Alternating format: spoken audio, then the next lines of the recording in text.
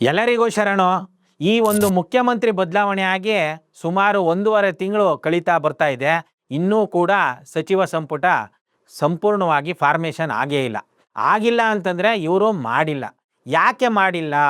ಅಲ್ಲೇನು ದುಡ್ಡಿನ ವ್ಯವಹಾರನ? ಬರೀ ದುಡ್ಡಿನ ವ್ಯವಹಾರ ಮಾತ್ರ ಇಲ್ಲ, ಜಾತಿ ವ್ಯವಹಾರ ಬೇರೆ ಇದೆ ಇವ್ರದ್ದು.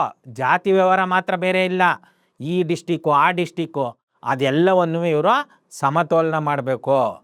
ಇದರಲ್ಲಿ ಇರುವಂಥದ್ದು ಒಂದೇ ಒಂದು ಒಳ್ಳೆ ಪಾಯಿಂಟ್ ಏನು ಅಂತಂದರೆ, ಆ ಡಿಸ್ಟಿಕ್ ಈ ಡಿಸ್ಟಿಕ್ ಅಂತ ಏನು ಸಮತೋಲನ ಮಾಡಬೇಕು ಅದು ಭಾಳ ಒಳ್ಳೆ ಪಾಯಿಂಟು. ಅದೊಂದನ್ನು ಹೊರತುಪಡಿಸಿ ದುಡ್ಡಿನ ವ್ಯವಹಾರ, ಜಾತಿ ವ್ಯವಹಾರ ಇದೆಯಲ್ಲ, ಅದು ಭಾಳ ಕೆಟ್ಟದು. ನಮಗೆಲ್ಲ ಚಿಕ್ಕದ್ರಲ್ಲಿ ಮಾತ್ರ ಅಲ್ಲ, ಇವತ್ತಿಗೂ ಕೂಡ ಹೇಳೋದೇನೋ ನಾಡು ನುಡಿನ ಬೆಳೆಸಬೇಕು, ನಾಡು ನುಡಿನೇ ನಾವು ಆಲೋಚನೆ ಮಾಡಬೇಕು, ಅದನ್ನೇ ಉಸಿರಾಡಬೇಕು ಅಂತ ಹೇಳೋದು.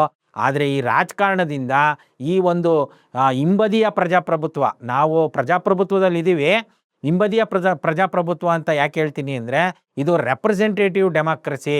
ನಾವಿಲ್ಲಿ ಡೈರೆಕ್ಟಾಗಿ ಪಾಲಿಸಿಗಳಿಗೆ ಓಟ್ ಹಾಕ್ತಾ ಇಲ್ಲ, ನಾವು ಓಟ್ ಹಾಕ್ತಾ ಇರುವಂಥದ್ದು ಯಾರೋ ಒಬ್ಬ ವ್ಯಕ್ತಿಗೆ ಹಾಕ್ತೀವಿ, ಆತ ಆ ಪಾಲಿಸಿ ಮಾಡುವ ಜಾಗದಲ್ಲಿ ಕೂತಿರ್ತಾನೆ. ಇಲ್ಲಿ ಈ ನಮ್ಮ ಶಿವಣ್ಣವರು ಅಂದರೆ DK ಶಿವಕುಮಾರ್ ಅವರು 1.5 ತಿಂಗಳಾಯಿತು ಇವರು ವಿಸ್ತರಣೆ ಮಾಡಬೇಕಾಗಿತ್ತು. ನಮ್ಮ ಸಿದ್ದಣ್ಣವರು, ಮಾಜಿ ಮುಖ್ಯಮಂತ್ರಿ ನಮ್ಮ ಸಿದ್ದಣ್ಣವರು ಅದಕ್ಕೆ ಅಡ್ಗಾಲಾಗಿದ್ದಾರೆ ಅಂತ ಬೇರೆ ಬೇರೆ ರಾಜಕೀಯ ವಲಯಗಳಲ್ಲಿ ಮಾತುಕತೆ ನಡೀತಾ ಇದೆ. ಹಂಗಾದರೆ ಶಿವಣ್ಣವರೇನು ಅಡ್ಗಾಲಾಗಿಲ್ವಾ ಅಂತಂದರೆ, ಇವರು ಸಿದ್ದಣ್ಣವರ ಟೀಮ್ಗೆ, ಸಿದ್ದಣ್ಣವರ ಟೀಮು ಶಿವಣ್ಣವರ ಟೀಮ್ಗೆ ಅಡ್ಗಾಲಾಗಿದ್ದಾರೆ. ಆದ್ರೂ ಕೂಡ ನಮ್ಮ ಶಿವಣ್ಣವರು ನಮ್ಮ ಸಿದ್ದಣ್ಣವ್ರ ಹತ್ರದಿಂದ ಈ ಮುಖ್ಯಮಂತ್ರಿ ಗಾದಿನ ಮಾತ್ರ ಕಿತ್ಕೊಳ್ಳೋದಕ್ಕೆ ಯಶಸ್ವಿ ಆದರು. ಅವರು ಅದನ್ನು ಬಿಟ್ಕೊಟ್ಟೆ ಅನ್ನೋ ರೀತಿಲಿ ಬಿಂಬಿಸ್ತಾರೆ. ಇವರು ನಾನು ಕಿತ್ಕೊಂಡೆ ಅನ್ನುವಂಥ ರೀತಿಲಿ ಬಿಂಬಿಸ್ದೇನೆ ಅದನ್ನು ಭಾಳ ಹುಷಾರಾಗಿ ಭಾಳ ಜೋಪಾನವಾಗಿ ಮೇಂಟೈನ್ ಮಾಡ್ತಾ ಇದ್ದಾರೆ. ಈ ಮಧ್ಯದಲ್ಲಿ ಸತೀಶ್ ಜಾರಕಿಹೊಳಿ ಅವ್ರನ್ನ ಕಾಂಗ್ರೆಸ್ ಅಧ್ಯಕ್ಷರನ್ನ ಮಾಡ್ತಾರೆ. ಅವರು ಮುಂದೆ 2028ಕ್ಕೆ ಮುಖ್ಯಮಂತ್ರಿ ಅಭ್ಯರ್ಥಿ ಆಗ್ಬಿಡ್ತಾರೆ. ಹಾಗಾಗಿ ಅವರನ್ನು ಹತೋಟಿಗೆ ತರೋದಕ್ಕೆ, ಅವ್ರನ್ನ ಕಟ್ ಮಾಡೋದಕ್ಕೆ DK ಹರಿಪ್ರಸಾದ್ನ ಈ DK ಶಿವಕುಮಾರ್ ಅವರೇ ಅಧ್ಯಕ್ಷರಾಗಿ ಕೂರಿಸಿದ್ದಾರೆ.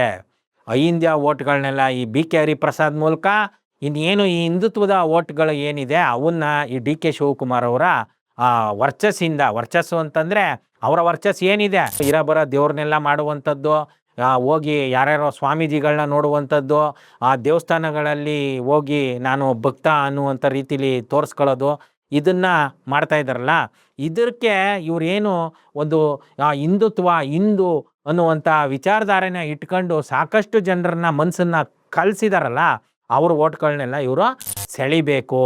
ಸೆಳೆದು 2028ರಲ್ಲಿ ಮತ್ತೆ ನಾನೇ ಮುಖ್ಯಮಂತ್ರಿ ಆಗಬೇಕು ಅನ್ನುವ ಕಾರಣದಿಂದ DK ಶಿವಕುಮಾರ್ ಅವರು ಈ ರೀತಿ ನಡ್ಕೊಳ್ತಾ ಇದ್ದಾರೆ ಅನ್ನುವಂಥ ಮಾತುಗಳು ರಾಜಕೀಯ ವಲಯಗಳಲ್ಲಿ ಹರಿದಾಡ್ತಾ ಇದೆ. ನಿಜವಾಗ್ಲೂ ಒಂದು ಪಾರ್ಟಿಯ ಶಿಸ್ತು ಯಾವ ರೀತಿ ಇರಬೇಕಾಗಿತ್ತು ಅಂತಂದರೆ, ಆ ಪಾರ್ಟಿಯ ಅಧ್ಯಕ್ಷರು ಅಂದರೆ ರಾಜ್ಯಾಧ್ಯಕ್ಷರು ಇವತ್ತು ಯಾರನ್ನು ಮಾಡಿದ್ದಾರೆ? BK ಹರಿಪ್ರಸಾದ್ ಅವ್ರನ್ನ ಮಾಡಿದ್ದಾರೆ. ಅವರು ಇಂತಿಂಥವ್ರು ಇಂತಿಂಥ ಮಿನಿಸ್ಟ್ರು ಅಂತ ಆಯ್ಕೆ ಮಾಡಿಬಿಟ್ಟು ಆ ಪಟ್ಟಿನ ಕಳಿಸ್ಬೇಕು. ಇವರು ಗವರ್ನರ್ ಅವರು ಅವ್ರನ್ನ ಅಪಾಯಿಂಟ್ ಮಾಡ್ಕೋಬೇಕಾಗಿತ್ತು. ಆದರೆ ಆ ರೀತಿ ಆಗ್ತಾ ಇಲ್ಲ. ಇಲ್ಲಿ ಜಟಾಪಟಿ ನಡೀತಾನೇ ಇದೆ. ರಾಹುಲ್ ಗಾಂಧಿ ಅವ್ರ ಹತ್ರ ಹೋಗೋದೇನು, ಖರ್ಗೆ ಅವ್ರು ಕೂತ್ಕೊಳ್ಳೋದೇನು, BK ಹರಿಪ್ರಸಾದ್ ಕೂತ್ಕೊಳ್ಳೋದೇನು, ಇನ್ನು ಇವ್ರು ಯಾರಿದ್ದಾರೆ ಮುಖ್ಯಮಂತ್ರಿ DK ಶಿವಕುಮಾರ್ ಅವ್ರು ಇರ್ಬೋದು, ಮಾಜಿ ಮುಖ್ಯಮಂತ್ರಿ ಸಿದ್ದರಾಮಯ್ಯನವ್ರು ಇರ್ಬೋದು, ಆ ಜಟಾಪಟಿಗಳು ನಡೀತಾನೇ ಇದೆ. ಇದೇ ಜಟಾಪಟಿ ಈ ಮುಖ್ಯಮಂತ್ರಿ ಗಾದಿಗೂ ಕೂಡ ನಡೆದಿತ್ತು. ಇವಾಗ ಮಾತ್ರ ಅಲ್ಲ, ಸಿದ್ದರಾಮಯ್ಯ ಅವ್ರು ಆದ್ರಲ್ಲ ಆವಾಗ್ಲೂ ನಡೆದಿತ್ತು 2023ರಲ್ಲಿ. ಆವಾಗ 1 ವಾರ 10 ದಿನ ನಡೀತು. ಇವಾಗ ಶಿವಕುಮಾರ್ ಅವರು ಮುಖ್ಯಮಂತ್ರಿ ಸ್ಥಾನನ ಅಲಂಕರಿಸುವಾಗ ಆವಾಗ್ಲೂ ಕೂಡ ಇದೇ ರೀತಿ ನಡೀತು. ಈಗ ಮಂತ್ರಿ ಆಗುವ ಅರ್ಹತೆ ಇಲ್ಲ ಯೋಗ್ಯತೆ ಯಾವ್ಯಾವ MLAಗಿದೆ ಅಂತ ನೀವಾದರೂ ತಿಳ್ಕೊಂಡಿದ್ದೀರಿ. ನೀವು ಯಾವ ಆಧಾರದ ಮೇಲೆ ನಮ್ಮವ್ರಿಗೆ ಮಂತ್ರಿ ಬೇಕು ಅಂತ ಹೇಳ್ತಾ ಇದ್ದೀರಿ? ನೀವು ಅಂತಂದರೆ ಜನಸಾಮಾನ್ಯರಲ್ಲ, ಅವರ ಜೊತೆ ಇರ್ತಾರಲ್ಲ ಅವರೊಂದಷ್ಟು ಜನ ನಮ್ಮವ್ರಿಗೂ ಮಂತ್ರಿ ಕೊಡಿ, ನಮ್ಮವ್ರಿಗೂ ಮಂತ್ರಿ ಕೊಡಿ. ಅದರ ಹಿಂದಿರುವ ಆಸಕ್ತಿ ಏನು?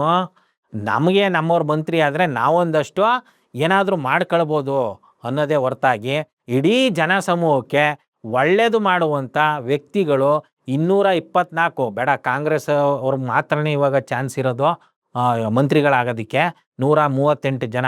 ಇದರಲ್ಲಿ ಯಾರಿಗಾದ್ರೂ ವರ್ಚಸ್ ಇದೆಯೇನ್ರಿ? ಯಾರಾದ್ರೂ ನಿಜವಾದ ಕ್ವಾಲಿಫೈಸ್ ಇದ್ದಾರಾ? ಮಂತ್ರಿ ಆಗುವಂಥ ಕ್ವಾಲಿಫಿಕೇಷನ್ ಯಾರಿಗಿದೆ? ಮಂತ್ರಿ ಆಗುವಂಥ ಕ್ವಾಲಿಫಿಕೇಷನ್ ಇರಬೇಕು ಅಂತಂದರೆ ಅವರು ಜನಸಾಮಾನ್ಯರ ಮಧ್ಯ ಹೋರಾಟಗಳನ್ನ ಕಟ್ಟಿ ಜನಸಾಮಾನ್ಯರ ಕಷ್ಟಗಳಿಗೆ ಸ್ಪಂದಿಸಿ ಜನಸಾಮಾನ್ಯರ ವಿಚಾರಧಾರೆನ ಅವರು ಅರಿತು ಇವತ್ತಿಗೂ ಕೂಡ ಅವರು ಬಸ್ಸು ಟ್ರೈನಲ್ಲಿ ಓಡಾಡ್ತಾ ಸಾಮಾನ್ಯರಂತೆ ಸಾಮಾನ್ಯರ ಮಧ್ಯದಲ್ಲಿ ಇರುವಂಥವ್ರು ಇರಬೇಕು. ಆದರೆ ಇವತ್ತು ಏನಾಗಿದೆ, ಇನ್ನೂ ಎಲೆಕ್ಷನ್ಗೆ ನಿಂತಿರಲ್ಲ, ಆಗ್ಲೇ 4-5 ಕಾರಲ್ಲಿ ಓಡಾಡುವಂಥದ್ದು.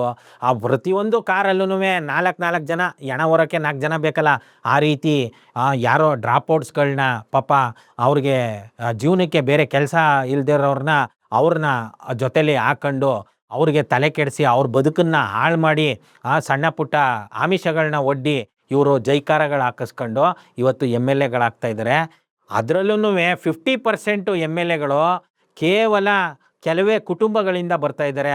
ಅವ್ರ ಅಪ್ಪನೋ ಅವ್ರ ಅಮ್ಮನೋ ಸತ್ತೋಗ್ಬಿಡ್ತಾರೆ, ಅವ್ರ ಅಜ್ಜಿ ಸತ್ತೋಗ್ಬಿಡ್ತಾರೆ, ಅವ್ರ ತಾತ ಸತ್ತೋಗ್ಬಿಡ್ತಾರೆ. ಇವರೆಲ್ಲ ತಿಥಿ ಕಾರ್ಡ್ ಕೊಟ್ಟದವರು.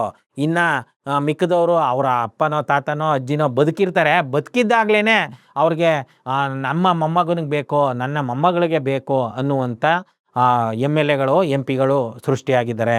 ಇನ್ನು ನಿಜವಾಗ್ಲೂ ಹೋರಾಟದ ಮೂಲಕ ಬಂದಂಥವ್ರು ಹೊಸಬ್ರಲ್ಲೂ ಕೂಡ ಇಲ್ಲ. ಹೊಸಬ್ರಲ್ಲಿ ಬರ್ತಾ ಇರುವಂಥ ನಮೂನೆಗಳು ಯಾವುವು? ಈ ರಿಯಲ್ ಎಸ್ಟೇಟ್ ಮಾಡೋದು, ಇಲ್ಲ ಈಗ ಆಲ್ರೆಡಿ ಯಾರು ರಾಜಕೀಯ ಮಾಡ್ತಾ ಇರ್ತಾರೆ, ಯಾರು ಈ ಒಂದು ದುಡ್ಡು ಕಾಸು ಇದೆಲ್ಲ ಲೂಟ್ ಮಾಡ್ತಾ ಇರ್ತಾರೆ, ಇವ್ರಿಗೆ ಬ್ರೋಕರೇಜ್ನ ಮಾಡುವಂಥವ್ರು. ಪಾಪ ಹೇಳ್ಬಾರ್ದು, ಆ ಪದಗಳನ್ನ ಬಳಸೋಕ್ಕೂ ನಮಗೆ ಬೇಜಾರಾಗುತ್ತೆ. ಬ್ರೋಕರೇಜ್ ಅಂತಂದರೆ ಅದು ಕೇವಲ ಒಂದು ವಿಚಾರಕ್ಕಲ್ಲ, ಎಲ್ಲ ರೀತಿಯ ಬ್ರೋಕರೇಜ್ನ ಮಾಡುವಂಥವ್ರು, ದಂಧೆ ನಡೆಸುವಂಥವ್ರು, ಇಸ್ಪೀಟ್ ಆಡಿಸುವಂಥವ್ರು, ಕ್ಲಬ್ಗಳನ್ನ ನಡೆಸುವಂಥವ್ರು ಇವತ್ತು ಹೊಸ MLAಗಳು, ಹಿನ್ನೆಲೆ ಇಲ್ಲದೆ ಇರುವಂಥ MLAಗಳು ಬಂದಿದ್ದಾರೆ ಹೊರತಾಗಿ ಒಬ್ಬರೇ ಒಬ್ಬರು ವಿಚಾರವಂತರಿಲ್ಲ, ಒಬ್ಬರೇ ಒಬ್ಬರು ಜನಸಾಮಾನ್ಯರ ಮಧ್ಯದಿಂದ ಬೇರೆ ಬೇರೆ ಹೋರಾಟಗಳನ್ನ ಕಟ್ಟಿ ಬಂದಂಥವ್ರು ಖಂಡಿತವಾಗ್ಲೂ ಇಲ್ಲ. ಇಂಥ ಒಂದು ದುಸ್ಥಿತಿಲೂ ಕೂಡ ಇವರು ಮಂತ್ರಿಗಳನ್ನ ನೇಮಿಸಬೇಕಿದೆ. ಕಾರಣ ಏನು ಅಂತಂದರೆ, ನಾವು ನೇರ ಪ್ರಜಾಪ್ರಭುತ್ವದಲ್ಲಿ ಇದ್ದಿದ್ರೆ ಮುಖ್ಯಮಂತ್ರಿನೂ ಇರ್ತಿರ್ಲಿಲ್ಲ, ನಾವೇ ಡೈರೆಕ್ಟಾಗಿ ಪಾಲಿಸಿಗಳನ್ನ ರೂಪಿಸ್ಕೊಬಿಟ್ಟು ಓಟ್ ಹಾಕಬೇಕಾಗಿತ್ತು. ನಾವೇನು ಪಾಸ್ ವಿತೌಟ್ ಹಿಂದಿ ಅಂತ ಒಂದು ಕಾನೂನನ್ನ ಆದೇಶ ಮಾಡಿಸಿದ್ವಿ, ಅದು ಕಳೆದ ಬಾರಿ ಜಾರಿ ಆಗೋದಕ್ಕೆ ಕೋರ್ಟು ತಡೆಯಾಜ್ಞೆ ಹೊರಡ್ತು. ಆದ್ರೂ ಕೂಡ ಅತಿ ಹೆಚ್ಚು ಜನನ ಪಾಸ್ ಮಾಡಿಬಿಟ್ಟು ಆ ರಿಸಲ್ಟಲ್ಲಿ ನಮಗೆ ಸ್ಯಾಟಿಸ್ಫ್ಯಾಕ್ಷನ್ ಆಗುವಂಗೆ ಸಿಕ್ತು.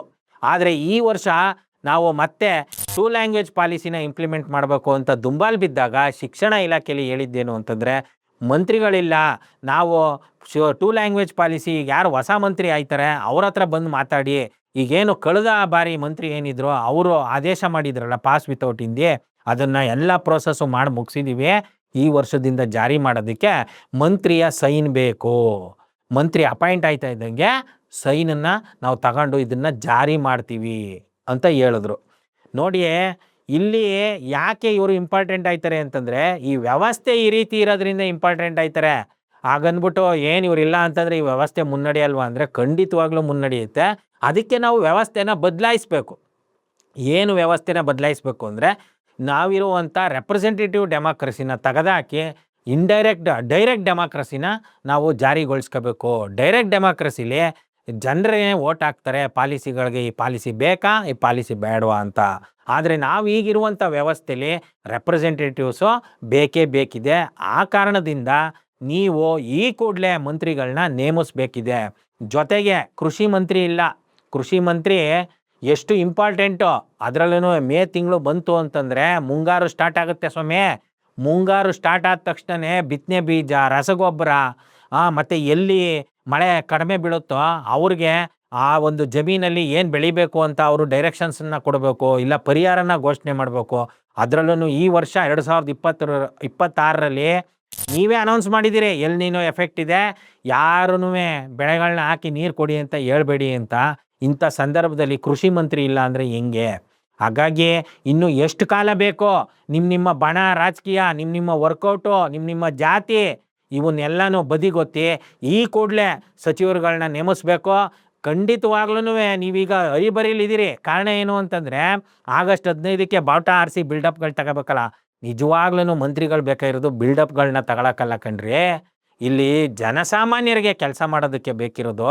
ಆದರೆ ಇಲ್ಲಿ ಸೈನ್ ಮಾಡೋಕ್ಕೂ ಕೂಡ ಈ ಮಂತ್ರಿಗಳನ್ನ ನೇಮಿಸ್ತೇನೆ ಎಲ್ಲ ಇಲಾಖೆಯಲ್ಲೂ ಕೆಲಸಗಳು ಪೆಂಡಿಂಗ್ ಆಗಿ ನಿಂತಿದೆ. ಈ ಕೂಡಲೇ ನೀವು ಮುಖ್ಯಮಂತ್ರಿಗಳಿರ್ಬೋದು, ಮಾಜಿ ಮುಖ್ಯಮಂತ್ರಿಗಳಿರ್ಬೋದು, ಒಂದು ಅಂಡರ್ಸ್ಟ್ಯಾಂಡಿಂಗ್ಗೆ ಈ ಕೂಡಲೇ ಬಂದು ನಿಮ್ಮ ಅಧ್ಯಕ್ಷರಿಗೆ ಹೇಳಿ. ಆ ಅಧ್ಯಕ್ಷರು ಅವರು ಎಷ್ಟು ಸರಾಗವಾಗಿ ಹೇಳ್ತಾರೆ ಅಂದರೆ, ನಾನು ಇವ್ರ ಪರನೂ ಇಲ್ಲ, ನಾನು ಇವ್ರ ಪರನೂ ಇಲ್ಲ, ನಾನು ಇಡೀ ಪಕ್ಷದ ಪರ.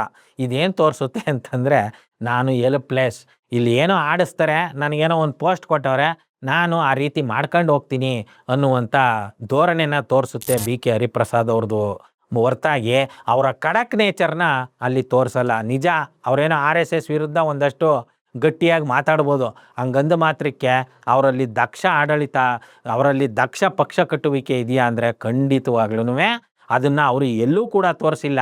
ಮುಂದಕ್ಕಾದರೂ ತೋರಿಸ್ತಾರ, ಕಾದು ನೋಡೋಣ.